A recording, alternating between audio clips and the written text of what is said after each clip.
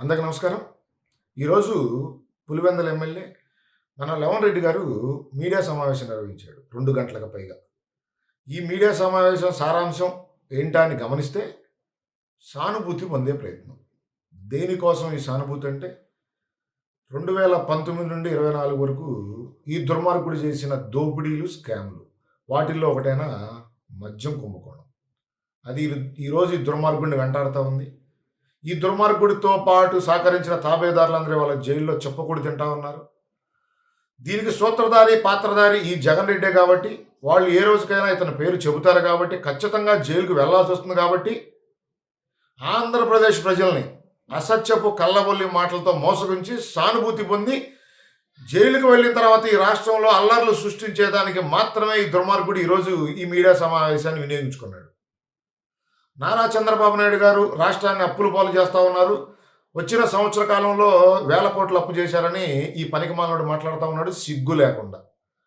జగన్ రెడ్డి నేను సూటిగా ప్రశ్నిస్తా ఉన్నాను.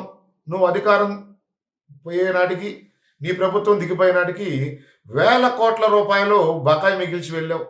ఈ వేల కోట్ల రూపాయల బకాయిని నీ సాక్షి షేర్లమ్మో, లేదా నువ్వు దోచుకున్న దాని నుంచో, లేదా నీ భారతీయ సిమెంట్కి వచ్చే లాభాల్లో తీసుకొచ్చి కట్టాలా? లేదు కదా, ప్రభుత్వమే కట్టాలి. కట్టాలంటే ఖచ్చితంగా అప్పులు తేవాలి. ఈ రాష్ట్రాన్ని సర్వనాశనం చేసేళ్ళవు, రాజధానిని శ్మశానం చేసావు. వీటన్నిటిని అభివృద్ధి చేయాలన్నా, రాష్ట్రాన్ని పురోగతి గమనంలో నడిపించాలన్నా, రాష్ట్ర ప్రజలకు సంక్షేమ కార్యక్రమాలు అందించాలన్నా ఖచ్చితంగా అప్పులు తేవాలి. నారా చంద్రబాబు నాయుడు గారు కూటమి ప్రభుత్వం తీసుకొస్తున్న ప్రతి రూపాయి అప్పుకి ఇక్కడ ఆంధ్రప్రదేశ్ రాష్ట్రంలో సంక్షేమ కార్యక్రమాలు ఉన్నాయి, అభివృద్ధి ఉంది. నువ్వు తీసుకొచ్చిన 6.5 లక్షల కోట్ల రూపాయల సుమారు అప్పుకి నీ ప్రభుత్వ హయాంలో పబ్లిసిటీ పిచ్చింది, నీ రంగులు పిచ్చింది, నీ ఫోటోలు పిచ్చింది, రాళ్ల మీద నీ బొమ్మలు పిచ్చింది, నీ సాక్షి పేపర్కి యాడ్లు పిచ్చింది, అదేవిధంగా నీ విలాసాలు పిచ్చింది. నువ్వు దోచుకున్న దోపిడీ, నీ ధనదాహం ఉంది. ఇది ఆంధ్రప్రదేశ్ ప్రజలు గమనించారు కాబట్టి నిన్ను చీకొట్టారు. నిన్ను 11 సీట్లకు మాత్రమే పరిమితం చేశారు, నీకు ప్రతిపక్ష హోదా కూడా ఇవ్వకుండా. ఇంకా సిగ్గు లేకుండా నువ్వు ఇవాళ మద్యం కేసులు నారా చంద్రబాబు నాయుడు గారిపై కూడా ఉన్నాయని మాట్లాడుతూ ఉన్నావు.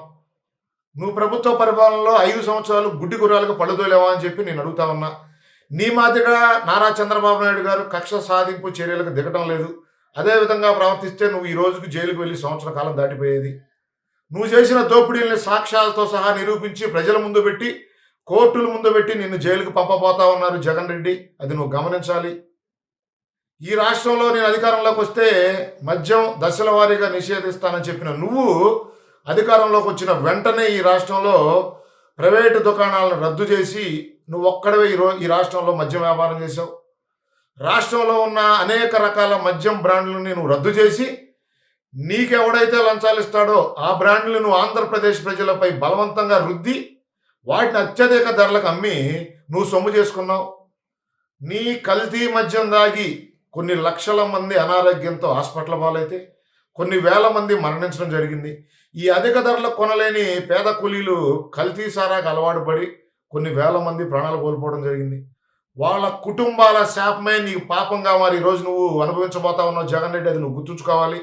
సిగ్గు శరం లేకుండా ఇంకా నారా చంద్రబాబు నాయుడు గారిపై, నారా లోకేష్ గారిపై, పవన్ కళ్యాణ్ గారిపై అవాకులు చవాకులు వెళ్తా ఉన్నావు. నువ్వు రేపొద్దున అరెస్ట్ అయిన తర్వాత ఈ రాష్ట్ర ప్రజలను రెచ్చగొట్టి ఏదో ఒక సానుభూతి పొంది నీ ఏటు నీ సహచరుడు విజయసాయి రెడ్డి నారా చంద్రబాబు నాయుడు గారికి అమ్ముడు పోయాడు, నన్ను మోసం చేశాడని కళ్ళబొల్లి మాటలతో అల్లర్లు సృష్టించేదానికి ప్రయత్నం చేస్తా ఉన్నావు.